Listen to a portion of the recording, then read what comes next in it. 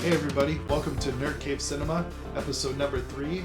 This week we are going to do a first in a series of videos called Ranking My Collection, where we're going to take Blu-rays and DVDs from my collection and rank them either by actor, director, or franchise. This week we are going to do the Jason Bourne franchise. Before we start, I use the movie app Letterboxd all the time. I log movies, I make lists of movies to get ready for future episodes, and I keep track of my movie collection on there. I highly recommend you guys check out this app. It is a fun app for movie fans. I have my QR code right there where you can log in and see my profile and see what movies I'm watching, see what movies I'm collecting, see what movies I'm talking about. I'll write my reviews on there. Sometimes I'm a little sarcastic with my reviews, sometimes I'm very earnest with them. You can also check out my list to see what my top movies of this year are, and I'm going to be making a video based on that list later at the end of the year. Okay, so with that said, let's dive into the Bourne franchise.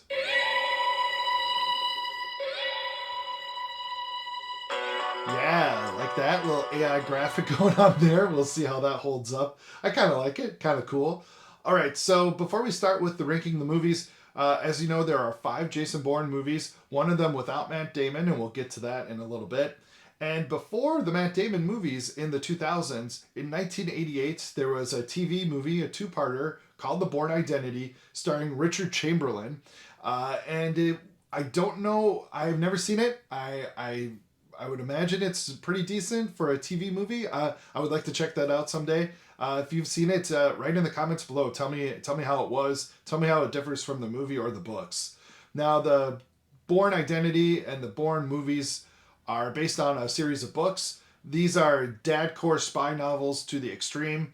The books differ, though, from the movies a little bit. I believe Jason Bourne is older, which he is in the Richard Chamberlain TV movie, but they younged him and made him a little younger in the movies for selling, marketing reasons like that. But Matt Damon, I think, is a fantastic Jason Bourne. One last thing before we start with the list. In the Bourne franchise, there are 4 mainstays in the franchise. First, you got Matt Damon, who's in 4 out of 5 movies. You got Paul Greengrass, who directed 3 out of the 5 movies. And you got Julia Stiles, who co-starred in 4 out of the 5 movies. She's just always kind of there as the side character. She had a lot to do in the last movie, but that was just one scene, basically. And then the 4th mainstay in the Bourne franchise, who is in every movie at the end credits, is Moby. Moby's Extreme Ways song, which will be an earworm. If you watched all 5 movies in a row like I did, you're going to have that song stuck in your head for a long time. I love how every movie ends with that song. I can't tell, I don't know a single other franchise that ends with that same one. Maybe the Transformers movies ends with the Linkin Park song, but I think it's always a different Linkin Park song. But this movie, this franchise, always ends with Extreme Ways. And they also do the thing with the graphics at the end credits or these little pipes and lines moving around. And every time I see it, it just reminds me of the pipe screensaver on an old computer.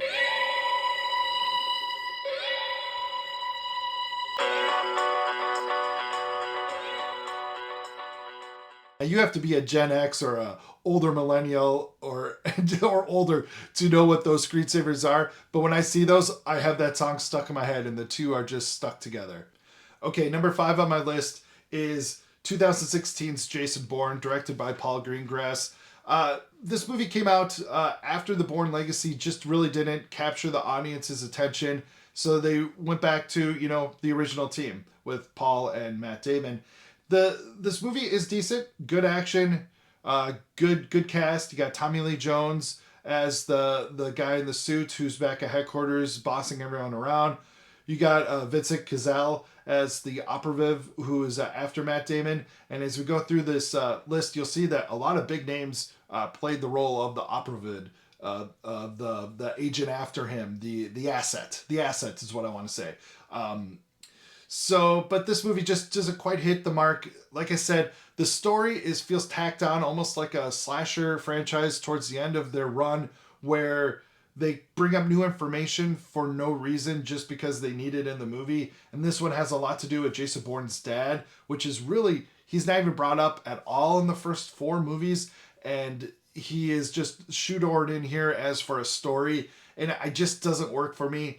There's a Riz Ahmed whole subplot where he's playing like a Elon Musk, Mark Zuckerberg type character. And this is 2016, so I just didn't really know what they were trying to do with that. And that whole subplot could have been taken out. So it just not really the best movie. I still give it 3 stars because there's still a lot of great action and a lot of good Matt Damon in it, but I felt like the story was kind of the weak spot of that one. Okay, number 4 on my list is The Bourne Ultimatum. This is the third movie in the franchise. It kind of wraps up that first trilogy. I like the movie a lot. It's just there's just the other Bourne movies I like even more. This one kind of wraps up how he's trying to find his name. He's trying to find out why he was trained, what he was doing there. They have what I like, they call this in the Bourne Legacy, they finally give it a name, the Crisis Suite, where you see the guys in the suits and at back at headquarters with all the big screens up and all the monitors. And I love a movie that has a Crisis Suite in it. And the Bourne franchise is all about the Crisis Suites. It's Matt Damon running around, jumping around, going after the asset, and then you got people in the Crisis Suite. And I like when he calls and he goes, and he always is antagonizing Joan Allen about, you're looking tired, Pam. You need to get some rest. And then either the Moby song will kick in if it's at the end of the movie. And she turns around and looks out the window, and Jason Bourne's always watching. So yeah, Bourne Ultimatum. Great movie, just not top tier Jason Bourne. All right, up next on my list at number 3 is The Bourne Legacy. This is the spin-off, the attempt to make the franchise a little bit bigger than it is, kind of like an MCU type vibe to it. This is more of a spin-off and kind of like a side story. This movie takes place at the same time as The Bourne Ultimatum, and they do a great job of every once in a while giving us a scene from The Bourne Ultimatum to show us where we are in the story. As Jason Bourne and Pamela Ladley are exposing the Treadstone program, there's a whole other bunch of CIA, FBI people trying to shut down all of these other programs that are related to Treadstone, so it doesn't become an even bigger problem. So Jeremy Renner is one of these operatives who's out in the wilderness. He's with Oscar Isaac, and it's an interesting movie because it has nothing to do with his memory loss or anything. He volunteered for the program. He takes this medication that kind of gives him like heightened abilities and stuff. It's not super sci-fi, but it's a little bit. Think of it as kind of a lesser Winter Soldier program, if you're familiar with that from the Marvel movies. This movie, though, also has Edward Norton in it as one of the guys in the Crisis Suite. And Rachel Weisz is a doctor who was giving these soldiers the medicine and stuff and testing them and tweaking the science, just perfecting it and everything like that. And I think they make a good pair. They have good chemistry. And Renner is great in this. I mean, he's great as Hawkeye. He was great in the Mission Impossible movies that at one point he was supposed to take over. So I really feel bad for Jeremy Renner because he is owed a franchise, because it seems like he's been teased like 2 or 3 times and never gets it. But solid actor, Jeremy Renner. Good movie. Highly recommended. I think it's a little underappreciated right now. I definitely would watch it with Bourne Ultimatum. It'd be fun if a fan could edit both those movies together because they run so parallel with each other. That'd be a fun fan edit movie to see. Number 2 on my Jason Bourne franchise list is The Bourne Identity, the first one. This movie starts it all. Doug Liman is the director. He directed Go and Swingers before this, so he is a well-known indie director, and this was a first time at a big budget movie. Of course, he's gone on to make even bigger movies to various degrees of success. Edge of Tomorrow started off slow. No one really appreciated it. Now it's like everyone's like, yeah, Edge of Tomorrow rocks with Tom Cruise and Emily Blunt. I agree, that movie rocks. The Bourne Identity, though, was giving you that look of an independent movie with this big budget action. Again, it's set in Europe, and it's just, it's not very colorful. It's very gray and gloomy, but It has some fantastic action. It's a close quarter action that really has sprung up now in the last 20 years. Like I said, the John Wick movies, of course, took that and, amped it up. They put a shot of adrenaline in that and made it even more. The only thing that Jason Bourne doesn't do that John Wick does is the gun fu with the guns. And Bourne is almost like the MacGyver with his hands. He can find anything, any little tool or something, and take out his enemy. So the Bourne Identity, awesome, awesome movie. Highly recommended, of course, because it starts off the franchise. You got Chris Cooper as the guy at the crisis suite trying to shut down this operation, and you got Brian Cox as well, doing great Brian Cox stuff as well. And they propel this movie, and it's really good supporting cast. The asset in this movie is Clive Owen, and this is before Clive Owen was a household name, and he does a wonderful job too. There's a sequence at the farmhouse that is just chef's kiss. Very good spy cat and mouse stuff between Matt Damon and Clive Owen. All right, so that leads me to number 1 on my list, and it's the second movie in the franchise, The Bourne Supremacy from 2004. This is Paul Greengrass jumping in, and this movie just it makes everything come together. It has the best of everything in the movies. It took what Doug Liman had and ran with it, and Paul Greengrass's directing is very documentary-like. If you ever saw his movie United 93, which is a very serious movie about 9/11, it's got that same shaky cam documentary-looking style, and it works great for a European, spy espionage movie. The asset in this movie is Carl Urban, Bill the Butcher. He's looking very baby-faced with his little scratchy beard and very short hair, kind of the opposite of Bill the Butcher's shaggy beard and wild hair. But he is fantastic in this movie. I love how he has got the long range shot. He'll take a shot in a crowd, anywhere. He doesn't care. He's just trying to get his job done. Matt Damon in this movie is out for revenge. This movie picks up pretty much where the second one leaves off. I won't spoil what happens, but he goes on a revenge spree. So this is kind of revenge, and then he stumbles into trying to find more about his past, which, like I said, we see more in the Bourne Ultimatum. But this one is almost like a straight up revenge movie, and that's why I love it so much. It has fantastic set pieces, and you got Brian Cox doing his stuff. Chris Cooper was in the first movie. He didn't make it into this one.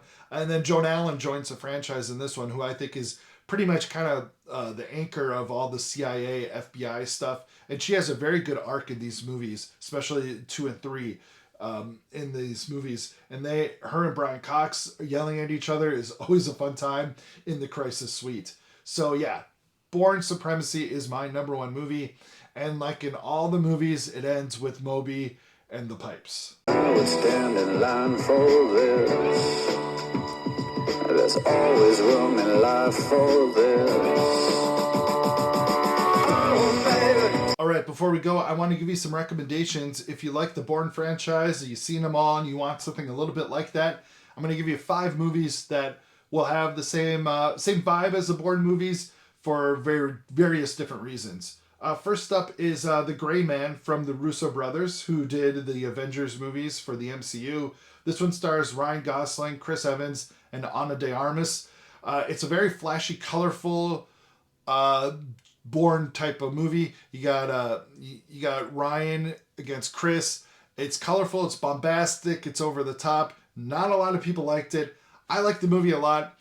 I really wish it would be out on Blu-ray or DVD to give it another life there, but it is on Netflix, so you can check it out there. But I really like the over-the-topness of the movie. You got the crisis suites in this movie as well, which is kind of the staple in all of my recommendations. Another one that is really great, a couple of different ones here, with a female lead. The first one up is Angelina Jolie in Salt. This one came out at the same time as the Bourne Identity movies were coming out. She's a spy. She's a Russian spy. She's not a Russian spy. You're really trying to figure it out as she's trying to figure it out as well. So really great movie. I highly recommend it. Philip Noyes is the director of this movie, old school director. So this is kind of one of his last movies in the 2000s. But Angelina Jolie in Salt, a very fun spy movie, grounded, very much in the same family as the Bourne movies. Another movie starring a female is Charlize Theron in Atomic Blonde, which is a Cold War spy movie. Now, this movie, more than anything, it has the comparison. It's kind of a gateway between John Wick and Bourne because you have Charlize doing these close quarter, hand to hand fights. There's this one fight down a stairwell that is just spectacular. Highly recommend that. There's a little gung fu in this, but it really does feel like a Jason Bourne movie with Charlize in the lead. Another movie that is full on crisis suites is Spy Game. This is Tony Scott's spy movie starring Robert Redford and Brad Pitt. It didn't really do as well in the theater. I think it got hyped up because it had Redford and Pitt together, but I love this movie. They flash back to Redford training Brad Pitt. They flash forward to him trying to get rescued, and they're just guys in a crisis suite talking about how to fix this problem and the political problems of it. And it's not big on action, but it's big on spycraft. And that's what I really love about this movie. Spy Game, Brad Pitt, Redford, can't go wrong with the Tony Scott joint. And then finally, a movie that it takes it makes it cartoonish and makes it over the top is Captain America and the Winter Soldier. The Winter Soldier program is about, soldiers who get the super serum and then they have these code words that activate them. Now, the porn movies don't have the code words or the hypnotism part, but they do have these operatives that are, these assets, I should say, that are, trained to not question authority. And Winter Soldier is the same way, just a little bit more sci-fi, a little bit more bombastic, like the Gray Man movie. And of course, this is directed by the Russo brothers as well. So those are 5 movies that I highly recommend you check out if you are already through the Bourne collection, the Bourne franchise. And once again, yeah, it comes in a 1 box set. Nothing really flashy about it, just your standard Blu-ray cassette with the 5 movies in there, plus a bonus disc I haven't had a chance to dive into yet. Usually I like my franchise box sets to have a little bit more to it, but this was such a good deal that I had to get this. All right, that's going to do it for this week's Nerd Cave Cinema. Thanks for watching, and we'll see you next time.